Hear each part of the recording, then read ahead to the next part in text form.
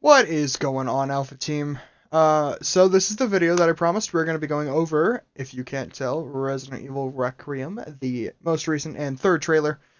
And then we're going to be going into Resurrection, and I'm going to upload a separate short with that, just because I have so many photos and stories to share with you, and I can't wait to get right into it.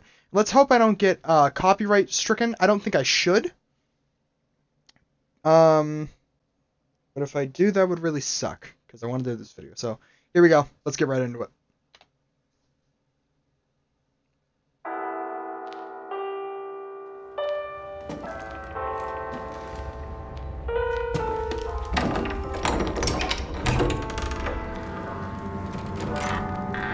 Quality's insane.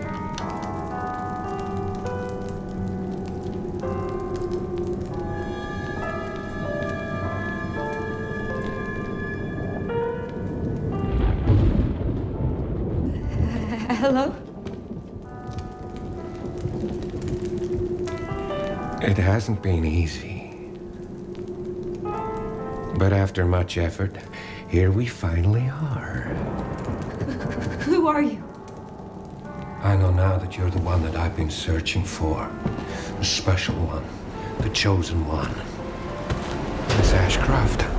Okay, so I'm going to pause it right here already immediately. If you look at his jacket, Victor's jacket, it is very, very similar to Wesker's in Resident Evil 5. That is one thing people have noticed, as well as I.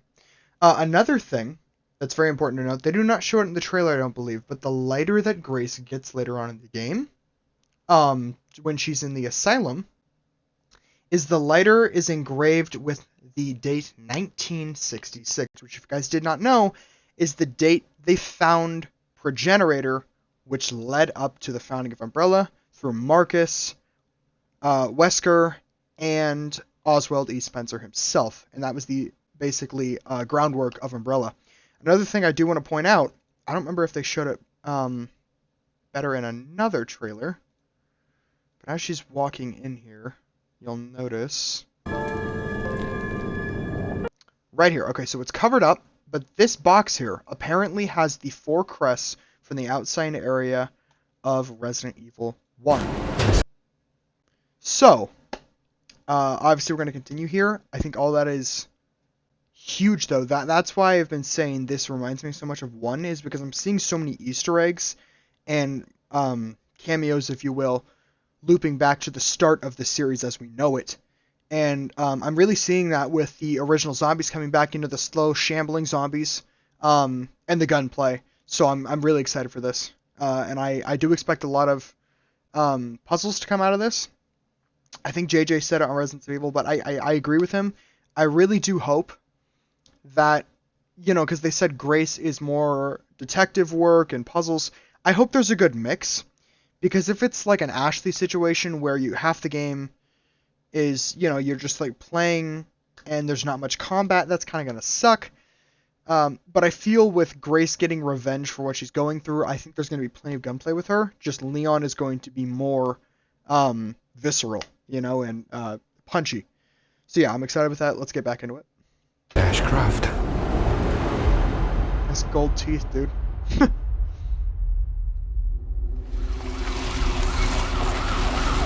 Talk to me. Is this one like the others? Another thing, and I do agree with them. I do not remember their name, but there was another YouTuber who made a video analyzing the Requiem trailer here. And I originally thought that voice was Hunnigan, but I can't unhear it now. They said it was Sherry. I do believe it was Sherry, and that'd be really cool because they said there'd be a lot of characters returning. And that'd be incredible to have Sherry. She has not had a lot of screen time. Same with Rebecca. I'd really like Rebecca to return. Just thought I'd throw that in there. And also, if you did not know, this is apparently going on in the neighboring town to Raccoon City. So I'm really, really excited to dive into that. Also, after this trailer, we are going to be hopping into the website, because it's really cool. So, you know how Grace is an FBI detective? They've almost set the website up with the lore and, like, explaining characters and story and all that, like a detective's bulletin board, and, like, snippets from newspaper. It's really cool. You'll see. We'll get into that right after this. And it's not post-mortem lividity.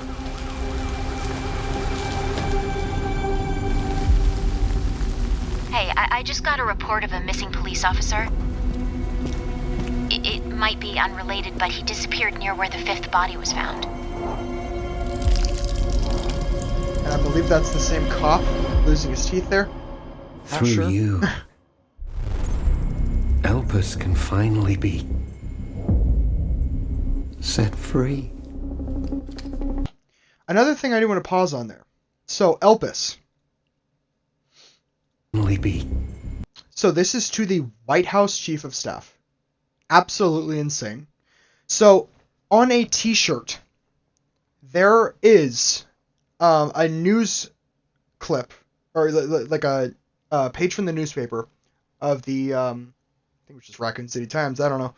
But a newspaper sheet on the t-shirt they released shows that Raccoon City was apparently going to reopen. I assume maybe as a tourist attraction, or a monument, or maybe just to rebuild entirely. But it was shut down and postponed from opening from 2025 to 2040 due to Elpis. And Elpis is, from what I have heard, a mix between the Progenerator and the mold from 7 and 8, meaning the E-type Unimycete. So in other words, we're fucked. Another thing I do want to point out here, Leon, if you look at a closer picture, his neck is bit, or he has signs of being infected by the mold. So I'm assuming in the hospital he goes there not only to save Grace and stop Victor, but also to get cured, which is very reminiscent of 4. This is the second time he's been infected. Poor Leon. I gotta say though, he looks badass. Set free. And there's The team Leon's, has settled on a person. Porsche. Another thing people have pointed out, which it's funny, I've never looked like that far into Resident Evil trailers, because usually there's like not that much detective work. That's what I love, because like it's super interactive this time with the website and the trailer. There's so many Easter eggs. If you look here, 9, 6, 4, and 2, multiple people have shown those are all the games you've been in. Don't know what ND stands for, but that's pretty fucking cool. Maybe it stands for Never Dying. I mean, fuck's sake, it's pretty hard to kill him. Also, WPD, that is our new police station in the neighboring town of Raccoon City. Interest. Someone with ties to Umbrella. Victor Gideon.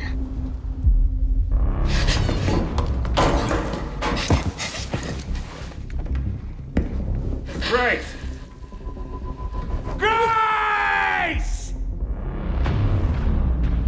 Victor purchased a building after Umbrella went under.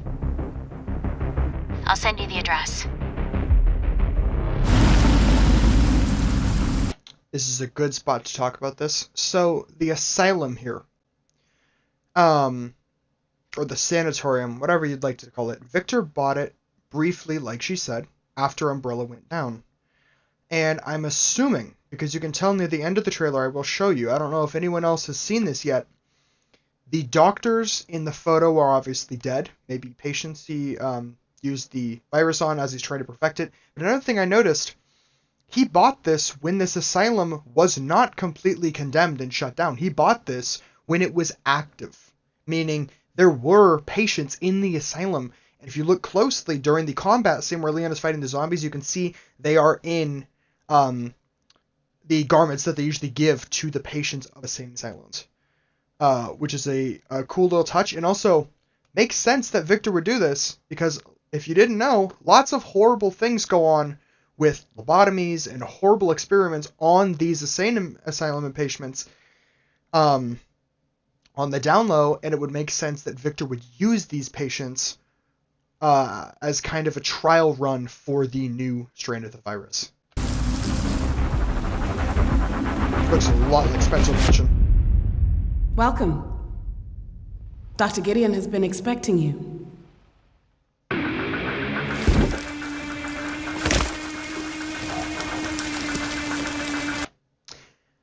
No, obviously there's not much to talk about. It's our boy Leon. I could go on forever, but I'm not gonna stop the video. I'm pretty sure I actually did find his jacket though, or a jacket that is so similar. I want it, and goddamn, I want those combat sneakers. Holy shit, he looks so good. Let's get right back into it. But goddamn, I want that fucking jacket. Capcom, please release it. You there, Leon? Yeah.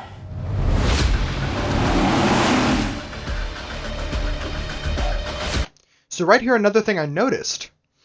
The iris is very reminiscent of how Mother Miranda's was, and she was completely afflicted by the mold. She was basically the queen bee for the Munimai seat that was underneath the village the entire game. That is super, super reminiscent. This almost looks like a close-up shot if you watch during the transformation, when she's turning into her horrible form at the end of the game of Village. This looks so similar with the mold coming out of her eye socket. And I don't know if it was the leak or not, but they have been saying that is what the virus is the progenitor with the mold. So I just wanted to point that out. Another thing I wanted to point out is with the Porsche, apparently people are saying you're going to be able to drive it around. And I'm all for that shit. I'm not going to go too deep into that because I don't know if that's confirmed, but goddamn, I hope so. That Porsche is sick. Okay, right there. Sorry to pause so many times, but goddamn, we gotta analyze this shit. So right here, one thing I'm noticing, this is super, super reminiscent, almost one-to-one, with the picture they took of Wesker in the first game when he was kind of newer to Umbrella before he, went and lured the S.T.A.R.S members into the mansion to test the bioweapons on them. So either he's a huge fan of Wesker, and I'm assuming Victor knows the complete lineage of Umbrella, seeing as he's using the two biggest bioweapons they ever created, meaning, Progenitor and Mold, to combine them into one ultimate life form. Another thing people are pointing out, they're saying that this guy, I believe, looks very, very similar to a younger version of the agent, the DSO agent that sends Grace out by herself. And that is why Victor says, you're the one I've been looking for. Now, another thing I do want to point out, this photo is extremely old, meaning it happened a multitude of years ago, and his skin is extremely clear. It doesn't look all infected and cracked as it does when Grace meets him back at the hotel. And I believe that is because, if you don't remember, so at the hotel, Grace's mother got snatched. And I'm assuming, if you guys did not know,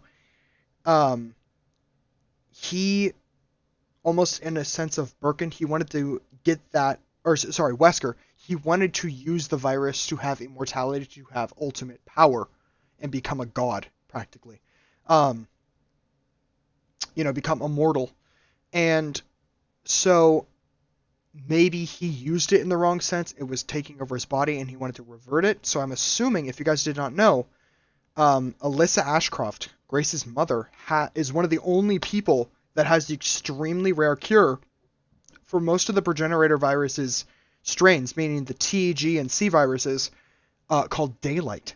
And that is a major cure for, I believe, all known diseases that Umbrella has made. Maybe not all of them, but, the more commonly known ones, such as the G virus. And I'm assuming maybe he wanted to collect Grace's blood to either revert what he had done to himself, because he had somehow gotten infected with the mold. As you can see, his veins are black and coursing with the mold. I'm thinking that's why he wanted to collect her blood in the first trailer when she's hanging upside down on that hospital gurney.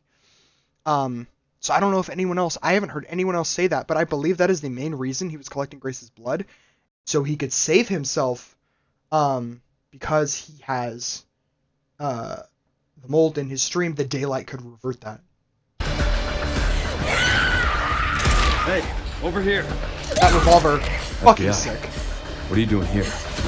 Would you like to see what's hidden under the hood? Now that right there, a lot of people have said different things. They're saying maybe he's saying that to Leon as taking his visor off or his helmet. What I'm thinking that means is I think he's sitting down and talking with Leon, or he's restrained Leon and he's talking to him and saying, you're infected. Would you like to see what's under the hood? And saying or telling Leon that basically Grace is the cure. She is one of the only people that has the daylight in her blood that can save him. Similar to almost how Ellie is prone to the disease in The Last of Us. I think that is what he means by, do you want to see what's under the hood? And so, really, if you think about it, kind of how Ashley and Leon work together in 4, I think Grace is going to ultimately save Leon after he saves her, from actually dying with his badass combat skills. She's going to save him with the cure, which would be the daylight. Don't do anything stupid. Me? Never. That fucking axe, dude. So, another thing. As the letters are jumbling, right here, R-E-Q-U, as this is jumbling, if you flip it upside down, in all of the trailers, it spells Leon. I thought that was a cool detail. So, people will write all along, Leon's in the game. That's awesome. I can't believe he's back.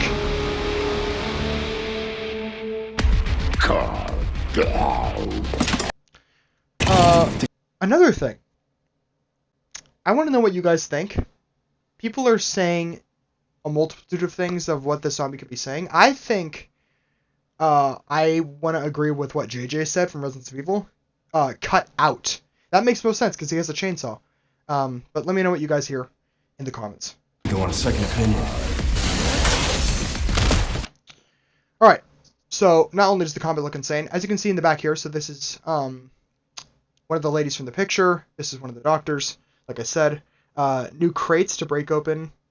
I didn't mind the yellow tape. I didn't mind a little bit of guidance, but it does fit more into the scenery that they are just standard supply crates. And right here, as you can see, like I said, this looks like an insane asylum patient, or at least he's wearing the garments of one. Still trying to figure out what the gun is. People are saying it is a SIG 320, which I can't see, that just heavily modified one. There's the combat axe, and then this right here I wanted to show. The silhouette around the health bar, I believe that could be either two things. I think that could be an infection meter, seeing as Leon is infected, or maybe he gets his body armor, or Kevlar, because as you can see underneath his vest in the pictures, underneath his coat, he has heavy body armor. So I'm assuming maybe that could block some serious hits from creatures with claws, or just damage overall. That'd be really cool if that was a shield system, but I think it's more prone to being a poison system. And the more it fills up, the more damage you would take over time. That would make a lot of sense.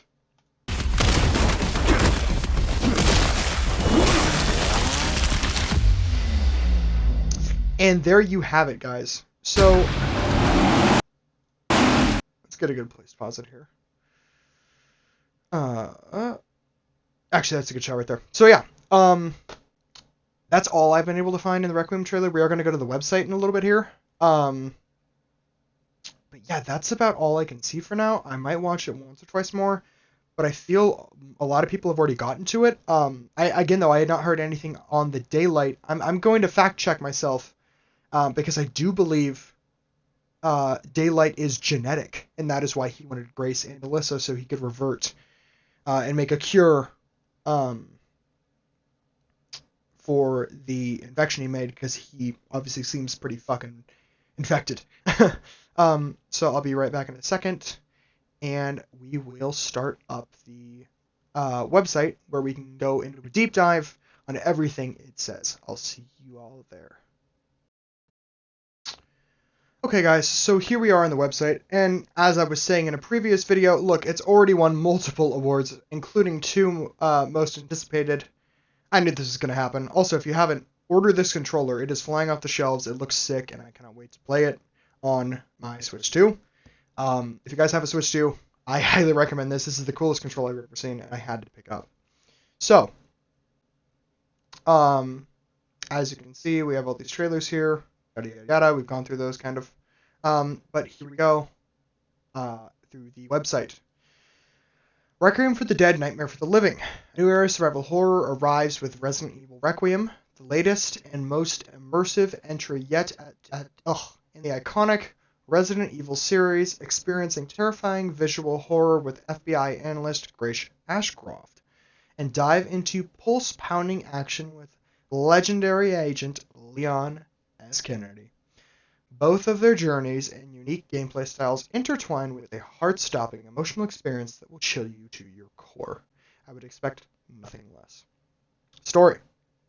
A body has surfaced out of the abandoned hotel in the Midwest, the latest in a mysterious string of deaths throughout the United States. FBI intelligence analyst Grace Ashcroft has been assigned to the case in the same place where her mother was murdered 8 years prior. But when word gets out that police officer has gone missing at the hotel, veteran agent Leon Kennedy is also dispatched to the scene. As Grace and Leon's path converge, they must face their past and uncover the truth behind the Raccoon City incident that changed the world forever. But while the terrors of their memories echo in their minds, they will relive the nightmare or finally offer up a requiem of the dead. So another thing I wanted to point out there, as I said, Grace had been assigned, as I was saying earlier with the photo, if I can pull that up here, that they show in the hospital, which I believe is somewhere coming up here. Maybe it's a little bit back. No, it's like somewhere in here. Hold on. Let me find the dang thing. Just looking at the dang photo. Where is it, dang it? You guys know what I'm talking about. The photo with old creep boy and his goggling gang of freaks. And you know who they were saying was I can't remember his name, but the FBI leader at the headquarters that sent Grace by herself was, like people have said, in cahoots with Victor, and for that reason sent Grace, who was for this endeavor, by herself. That would not happen. Anyways, Grace Ashcroft, an intelligence analyst for the FBI who demonstrates intense focus and insight in deductive reasoning and analysis. Her mother's death shook her to the soul, making her an introvert who immerses herself in work, so she heads to the abandoned hotel alone to investigate this mysterious death. Right, and then we have our boy, Leon S. Kennedy. Again, god damn, he looks good, dude. I want this get-up. That's incredible.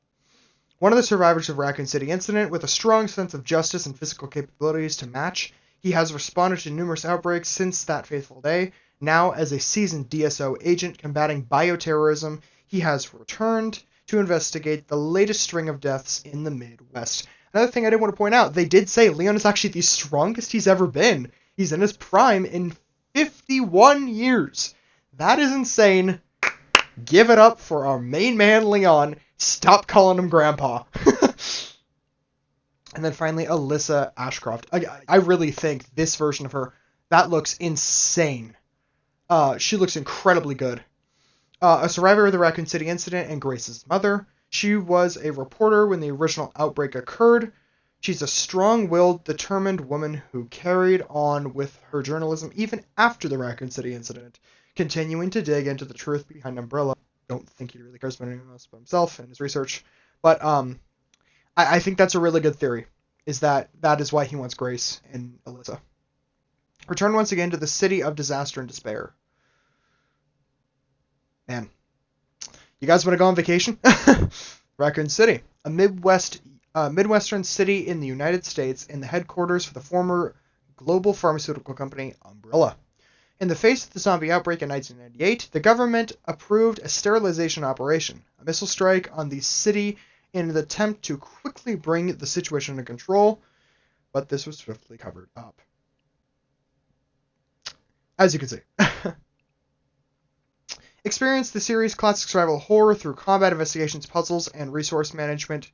Also, people are saying this looks a lot like the book from Village, which, you know, yeah, it looks a lot like it. There's the lighter, by the way. You can't really see it, but that is engraved with 1996, meaning maybe it was like a housewarming gift or a commemorative thing to symbolize Umbrella and the Spencer Mansion being built.